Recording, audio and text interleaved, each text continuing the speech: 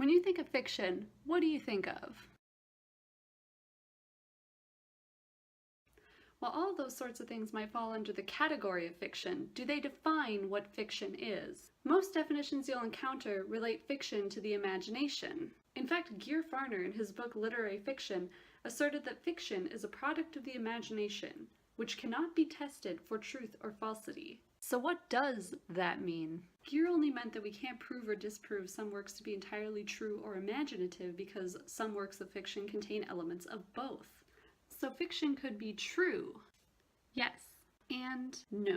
Some critics believe that literature provides us with new or different ways of looking at reality, that the language in a work can actually refer to overlooked qualities. For example, George Orwell's novel, 1984, depicts a fictitious dystopian society. However, much of the novel can actually draw similarities between itself and Nazi Germany, as George Orwell lived during the Second World War.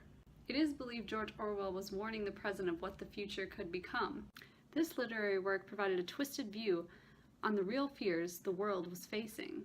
But back to fiction. William Reynolds, in his book The Language Game, gives us a different perspective. Reynolds suggests that the mere use of language conveys some form of emotion, and that the more we read a fictional story with that emotion, the more we start to understand the emotion and the more true it becomes. For this example, I'll use The Hobbit.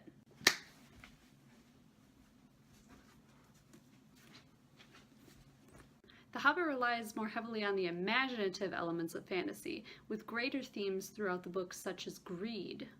But is not greed a fact of human nature?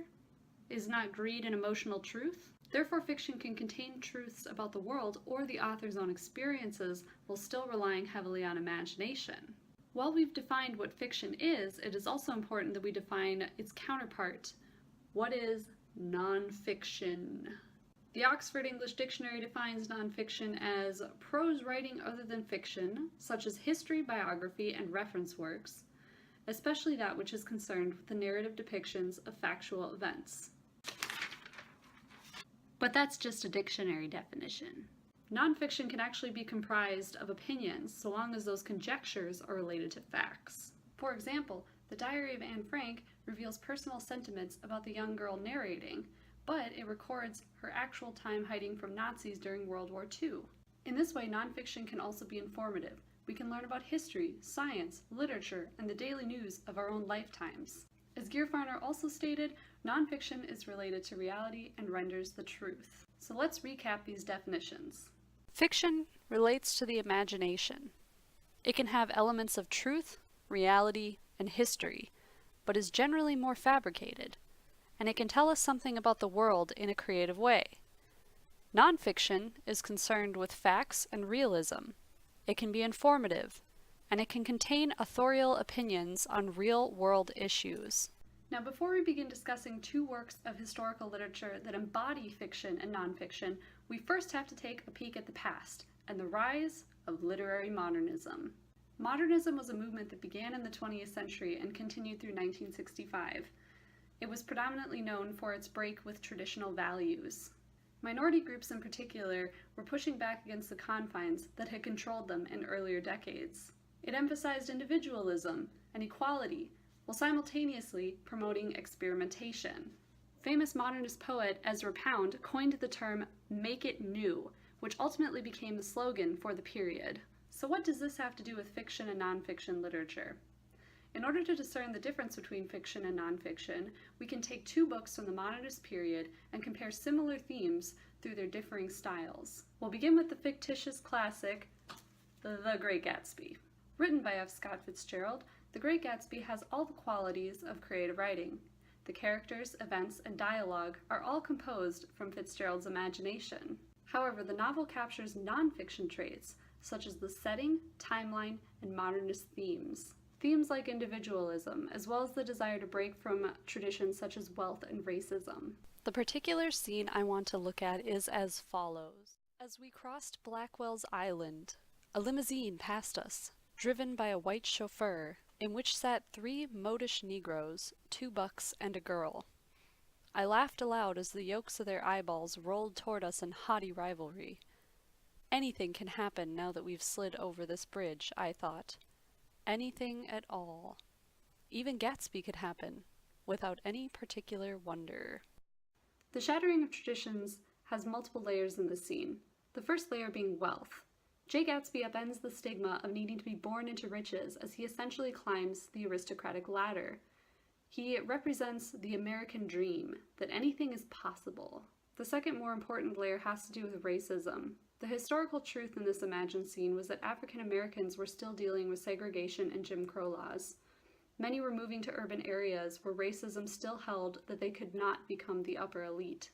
Individualism, another important characteristic of modernity, is again represented in Gatsby's hard efforts to become an aristocrat, even if he has to pursue unsavory means to get there. But this individualism is also portrayed in the African Americans. The limousine is a symbol of wealth. The white chauffeur represents a turnaround in the racist expectations for African Americans to be the working force supporting this white wealth. This reversal demonstrates a desire for equality, another important characteristic of modernity. While the dialogue, scenes, and characters are all figments of an imagined story, Fitzgerald includes very real issues that are taking place during this time. The second book we will take this approach to is an autobiography by Richard Wright called Black Boy. Black Boy is a account of Richard Wright's life growing up in the rural South during the time of segregation and the Jim Crow laws. Black Boy also presented themes such as individualism and breaking from tradition, but from the real perspective of an African American who lived during that time. Rather than wealth, however, Richard Wright continuously describes an insatiable hunger, both internal and external, he experienced through most of his life. The hunger is supposed to symbolize Richard Wright's desire for education, for knowledge, and for more than what a racist society can offer him.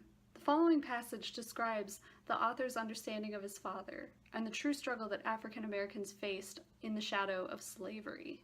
From the white landowners above him, there had not been handed to him a chance to learn the meaning of loyalty, of sentiment, of tradition. My father was a black peasant who had gone to the city seeking life, but who had failed in the city. Richard Wright's craving for knowledge and his father's attempt to move to a city are both examples of trying to break from racist customs. Whereas before African Americans had no chance of being educated, Wright's autobiography actually details his acquisition of higher education, both in the hard ways of society and in the world of academia. Wright's father, on the other hand, had been denied these opportunities in the previous generation. The reference to his father failing in the city also portrays another important event that took place during the 20th century, an event known as the Great Migration. The Great Migration essentially being the time when African Americans were moving from the rural plantation south to the urbanized north. Whereas in a past generation, the city life would have been denied to African Americans, Wright's autobiography portrays a progression toward eventual equality. By becoming educated, Wright exemplifies self-reliance and independence, as well as the breakage from racist traditions, keeping African Americans from being educated. His novel contains similar themes of modernity that The Great Gatsby used, however, from a very different, even somber perspective than that of Fitzgerald, a white man's, point of view. What do we learn then about fiction and nonfiction? Again, we can recap. Fiction relates to the imagination. It can have elements of truth, reality, and history, but is generally more fabricated, and it can tell us something about the world in a creative way. Nonfiction is concerned with facts and realism. It can be informative, and it can contain authorial opinions on real-world issues.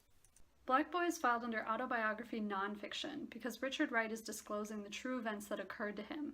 Not only that, but he is portraying the historical reality that was racism in the 20th century. The Great Gatsby is less interested in addressing race the same way, rather wealth.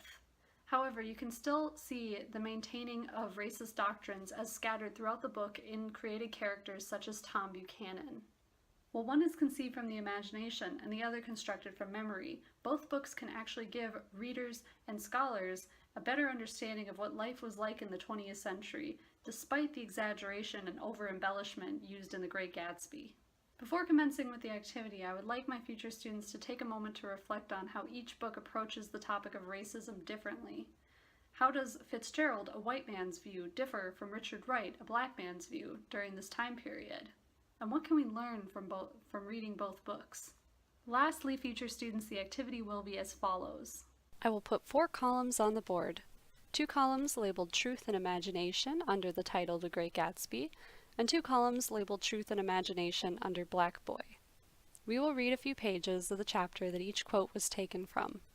On the board we will list all the components in each book that might fall under imagination, and all the components in each book that might fall under truth. When we step back, we will be able to highlight the modernist themes, but we will notice patterns appearing for each book. This activity will help affirm what we just learned about the importance of both fiction and nonfiction.